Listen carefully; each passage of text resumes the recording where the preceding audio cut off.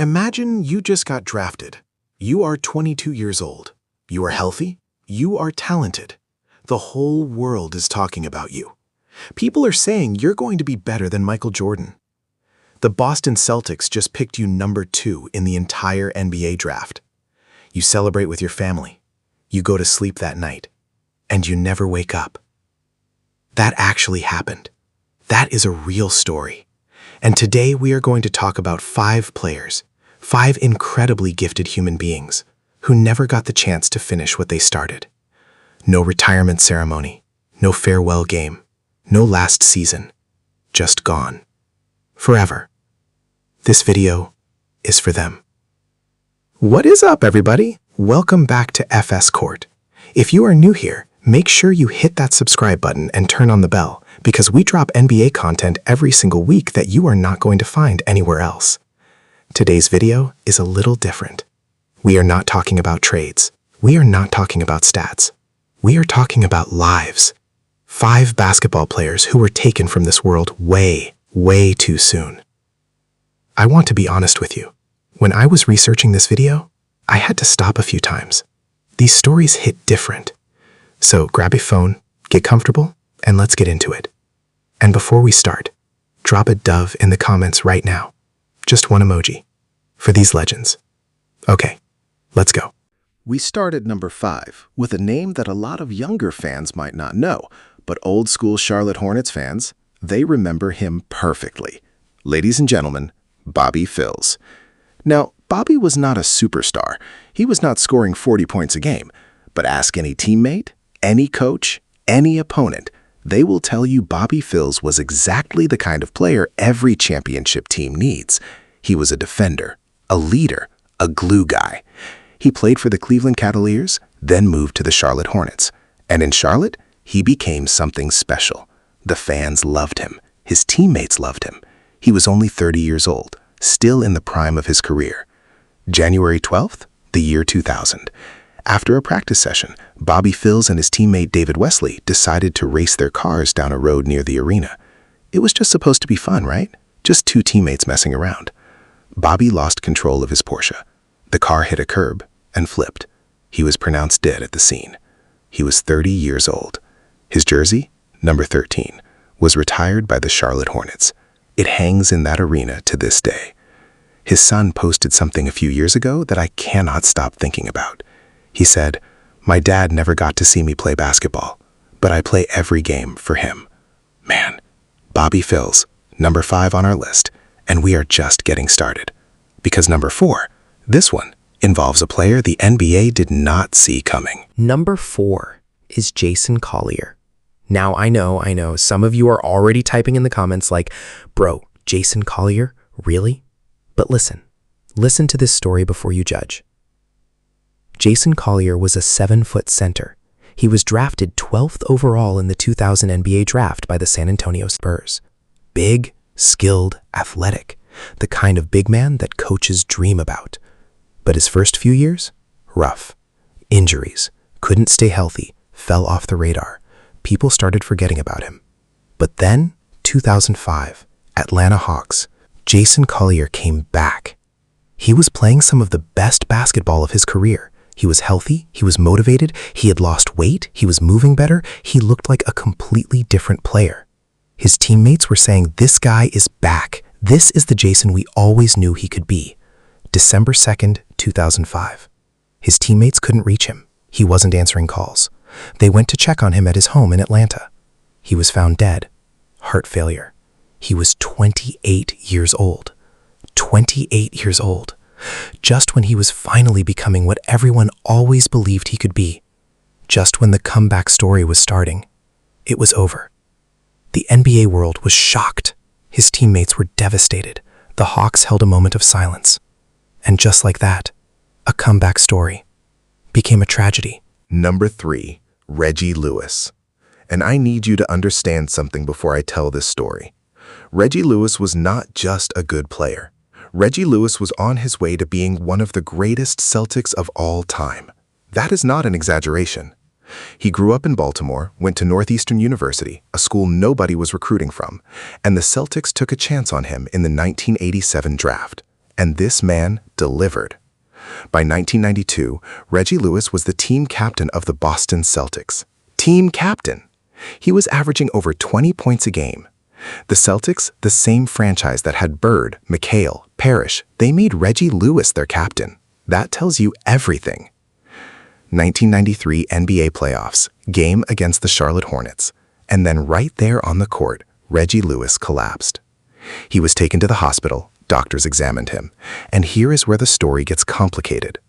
The medical team brought in to examine him said, and I'm telling you exactly what they reported.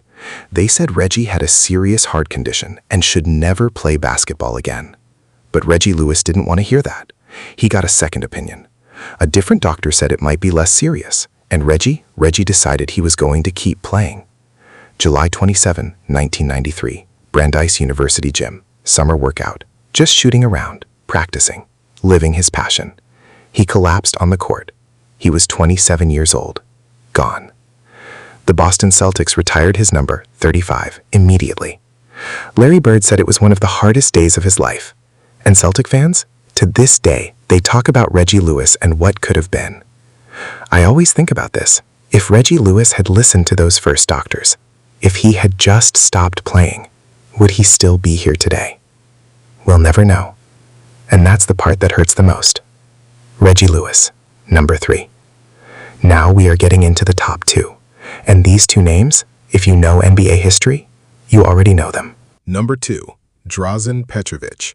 And if you are a younger fan and you don't know this name, I am begging you, please go look him up after this video, because what this man did for basketball is unbelievable.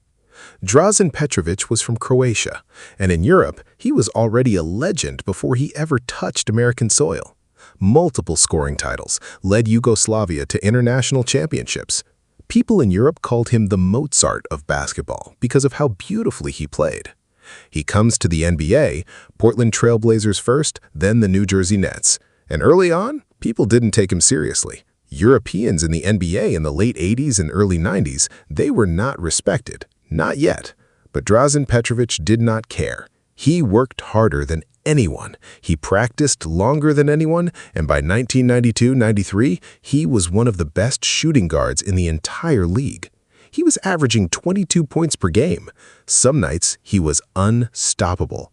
And then, at the end of that 1992-93 season, what many people call his greatest season, Drazen Petrovic had a decision to make. He could stay in New Jersey, or he could go play for a top European club for more money. He decided to stay in the NBA. He wanted to prove himself. He wanted a championship. He was only 28 years old, and he felt like his best basketball was still ahead of him. June 7th, 1993, Germany. Drazen was in a car on the Autobahn, that's the German highway, with his girlfriend. A truck crashed into their car. His girlfriend survived. Drazen did not. 28 years old, gone. Just months before what everyone believed would be his breakout season. In 2002, Drazen Petrovic was inducted into the Naismith Basketball Hall of Fame. His number 3 is retired by the Brooklyn Nets. In Croatia, he is not just a basketball player. He is a national hero. And here is something that gets me every time. Dirk Nowitzki, Paul Gasol, Tony Parker, Manu Ginobili, all of these European legends have said that Drazen Petrovic opened the door for them. He showed the world that Europeans could compete in the NBA. He literally changed the game, and he never got to see it. Number 2, Drazen Petrovic, a legend, a pioneer, a player taken way too soon. Okay, we have one player left, number 1. And this is the most well-known, the most talked about, the most tragic story in the history of basketball. If you don't know this story, you need to. And if you do know this story, I promise you I have details that will surprise you. Number 1, Len Bias. And I want to start this by asking you a question. What if LeBron James never played a single NBA game? What if Stephen Curry was drafted and then never played?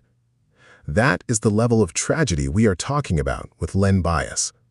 Len Bias played college basketball at the University of Maryland, and in college, he was extraordinary. People who saw him play said he was the most physically gifted player they had ever seen. Incredible athleticism, could score from anywhere, incredible strength. Michael Jordan himself said, and I'm being serious, Michael Jordan said he was scared of Len Bias. Michael Jordan said that. June 17, 1986, NBA Draft Day. The Boston Celtics, the same Boston Celtics who had just won the championship, they pick Len Bias with the number 2 overall pick. Red Auerbach, one of the greatest coaches and executives in NBA history, said, Len Bias is going to be the greatest player in Celtics history. The greatest player in Celtics history. More than Bird, more than Russell. That is what they believed. Len Bias was 22 years old. He had signed a shoe deal with Reebok worth millions, one of the biggest deals for a rookie at that time. His whole life was ahead of him. He went back to his college campus to celebrate with his friends. June 19, 1986, 2 days after the draft, Len Bias was found unresponsive in his dorm room. He was taken to the hospital. He was pronounced dead at 8:55 in the morning. Cocaine overdose. He was 22 years old. He had never played a single minute of NBA basketball. The entire country was shocked. This was not just a basketball tragedy. This became a national conversation about drugs. The United States Congress passed new drug laws because of Len Bias. His death literally changed American law. That is the scale of who this man was. And here is what breaks my heart the most. His mother, Lonise Bias, she spent the rest of her life going around the country speaking to young people about the dangers of drugs. She turned her grief into purpose. She turned the worst thing that ever happened to her into a mission to save other people's sons and daughters. The Boston Celtics? Some historians believe the Celtics never fully recovered from losing Len Bias. They were building a dynasty. With Bias, they might have had 3 or 4 more championships. Instead, they lost him before he ever wore the uniform. There's a documentary about Len Bias. There are books about him. ESPN made a 30 for 30 about him. And still, people who watched him play say, you don't understand. You had to see him to understand what we lost. Len Bias, number 1 on our list. And in my opinion, one of the greatest what-ifs in the history of all of sports. So there you have it, FS Court family. 5 legends, 5 unfinished stories. Bobby Phills, Jason Collier, Reggie Lewis, Drazen Petrovic, and Len Bias. Every single one of them had something more to give this game. Every single one of them deserved more time. I want you to do something for me right now. Drop a peace sign in the comments for each one of these players and tell me which story hit you the hardest. Which player did you not know about before today? Because that is what this channel is about. Not just the highlights, not just the championships, the real stories, the human stories behind the game we all love. If you are new here, subscribe right now. We do this every week. Real NBA content, real stories, real talk. Hit that bell so you never miss a video. And I will see you in the next one. FS Court, we out.